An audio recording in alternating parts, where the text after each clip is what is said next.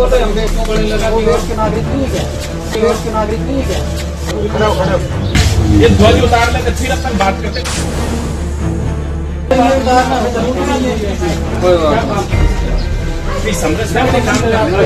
समरसता हम जानते कैसे करना हम कर लेंगे। भारत को हिंदू राष्ट्र बनाना है और घर घर भगवा लहराना है, यही लक्ष्य है ना आरएसएस का। लेकिन कहते हैं कि ज्यादा वक्त तक आप किसी को भ्रमित नहीं कर सकते हैं, क्योंकि जिनको अभी खुद की देशभक्ति साबित करनी पड़ी, वो भी इतना कहने के बाद वो हमारे भारत देश को हिंदू राष्ट्र बनाने के सुनहरे ख्वाब देख रहे हैं। लेकिन उनका ये सुनहरा ख्वाब चकनाचूर होता हुआ नजर आ रहा है। क्यों, वो भी आपको हम बताएंगे और दिखाएंगे भी कि कैसे संघ की हकीकत से लोग अब वाकिफ होने लगे हैं और उनकी सच्चाई के सामने आने के बाद उनके साथ कैसा सलूक किया जाता है। पहले आप ये वीडियो सुनिए और इसको देखिए और इसमें गौर से सुनने की कोशिश कीजिएगा कि लोग क्या कह रहे हैं और वो महाशय जी क्या कह रहे हैं जो संघ का प्रचार करने के लिए आए थे, संघ का बखान करने आए थे। पहले वीडियो सुनिए। जिसको बोलते हैं अखबारों में, टीवी पे, मोबाइल पर खूब देखते हैं, एक संस्था है और ये संस्था जो हिंदू समाज है, उस हिंदू समाज में हिंदू समाज का संगठन करने के लिए ये संस्था है, इसको बोलते हैं राष्ट्रीय संघ। अपन जानते सब हैं, लेकिन सीधी सी बात यह है कि जब आप किसी के अंदर ज्यादा जहर घोलने की कोशिश करते हैं तो लोग भी ये चीज समझ जाते हैं कि आप उनको सिर्फ भ्रमित करके अपना फायदा निकाल रहे हैं। और ठीक अब यही हो रहा है गांव में, यानी जहां से क्रांति की शुरुआत मानी जाती है, उन्हीं गांवों में अब आरएसएस का पूरी तरीके से विरोध देखने को मिल रहा है। एक कार्यक्रम हो रहा था जहां पर एक शख्स हैं, उनका नाम फिलहाल हमें नहीं पता है, लेकिन ये घटना कहाँ की है वो भी हम आपको जो है पूरी तरह से नहीं बता सकते हैं कि ये कहाँ की घटना है। लेकिन जो वीडियो सोशल मीडिया पर वायरल हुआ है उसके जो है रेफरेंस से हम आपको ये पूरी खबर बता रहे हैं। इसमें एक पंचायत सी हो रही थी जिसमें काफी संख्या में गांव के लोग बैठे हुए थे, पूरा एक माहौल बनाया हुआ था और शुरू हो गया आरएसएस का बखान। जैसे ही जब तक ये पूरा भाषण आरएसएस के बिना चल रहा था तब तक सभी लोग शांति से सुन रहे थे, लेकिन जैसे ही जिक्र शुरू हुआ आरएसएस का, उसके बाद लोगों का जो रुख था वो वहां से उठकर जाने का हो गया।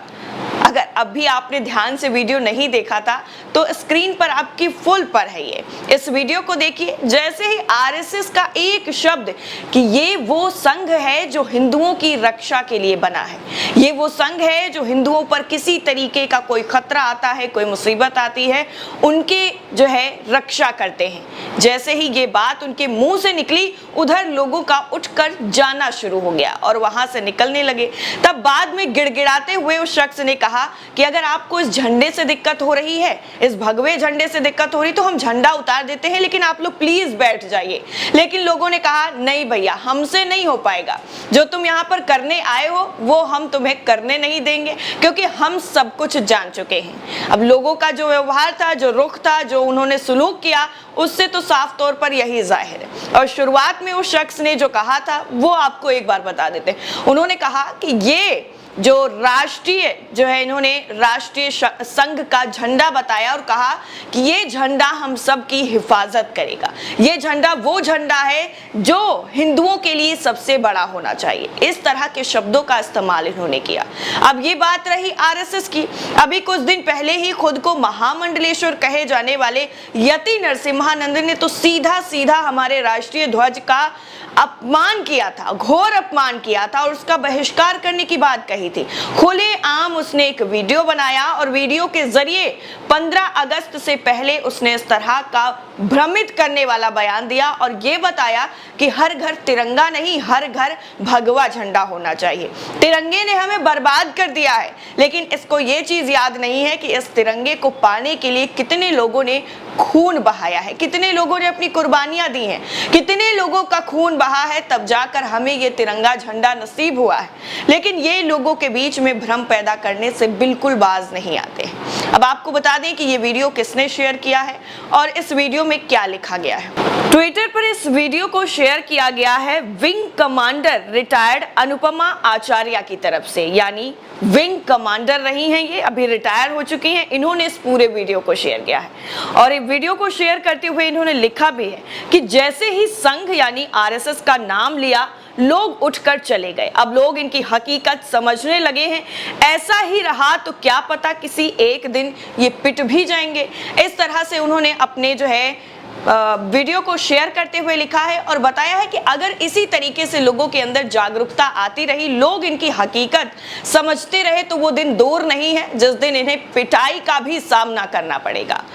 अब एक तरफ हमारे देश का झंडा है जिसका प्रचार प्रसार करने की जरूरत नहीं पड़ती है। हम कहीं पर भी जाते हैं तो उससे हमें पहचान मिलती है, उस झंडे से हमारी पहचान है। लेकिन आज भारत देश की संस्कृति, भारत देश का तिरंगा झंडा और भारत को जो लोकतांत्रिक देश कहा जाता है, जहां पर सभी धर्मों को मानने वाले लोग रहते हैं, धर्मनिरपेक्ष कहा जाता है, उस देश को ये सिर्फ हिंदू राष्ट्र बनाने के लिए इस तरह के प्रोपेगेंडा अपना रहे हैं। वैसे ही काफी वक्त से चल रहा है, लेकिन अब धीरे धीरे चीजें खुलकर जो सामने आ रही हैं, उससे लोगों के अंदर और ज्यादा जागरूकता फैल रही है। ऐसा ही एक जो है बयान आया था, वो भी हम आपको एक बार पढ़कर बता देते हैं कि मध्य प्रदेश में कांग्रेस पार्टी के दफ्तर में भोपाल जो है पुलिस पहुंची थी, क्योंकि उसे खबर मिली थी कि पार्टी के कार्यकर्ता राष्ट्रीय स्वयंसेवक यानी आरएसएस के प्रमुख को राष्ट्रीय ध्वज भेंट करने जाने वाले हैं। यानी हमारे देश में रहते हुए भी आरएसएस को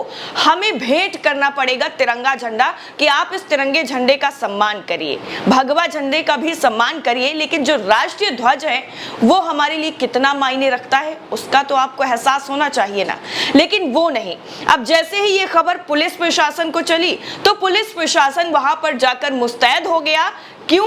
ये कहने के लिए नहीं कि आप चलिए और आरएसएस को झंडा भेंट कीजिए, बल्कि कांग्रेस के कार्यकर्ताओं को रोकने के लिए कि आप वहां पर झंडे को भेंट करने के लिए मत जाइए, क्योंकि उन्हें असहजता होगी। क्योंकि देशभक्ति दिखावटी ही सही, लेकिन अपनाई तो सही, लेकिन झंडा किस तरह से अपनाया जाएगा उसका कोई सबूत नहीं है। हालांकि इस बार जो है 15 अगस्त पर झंडा आरएसएस मुख्यालय पर भी फहरा और शान से फहरा, लेकिन उससे पहले की ये खबर है जब कांग्रेस के कार्यकर्ता राष्ट्रीय ध्वज को भेंट करने जाने वाले थे।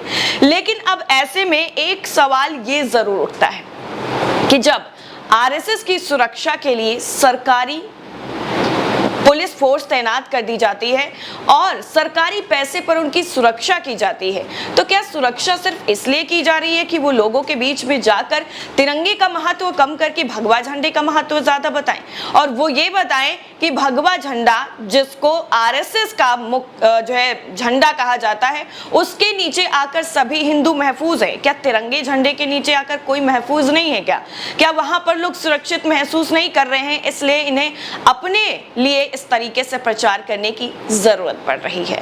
फिलहाल इस खबर के बारे में आप क्या सोचते हैं, आपकी राय क्या है, और आरएसएस के इस प्रोपेगेंडा को लेकर आप क्या सोच रहे हैं वो भी कमेंट सेक्शन में जरूर बताइएगा। बाकी सारी अपडेट के लिए नेशन 360 को अगर आपने सब्सक्राइब नहीं किया है तो जल्द से जल्द कर लिए ताकि सारी अपडेट आप तक पहुंच सके। जय हिंद।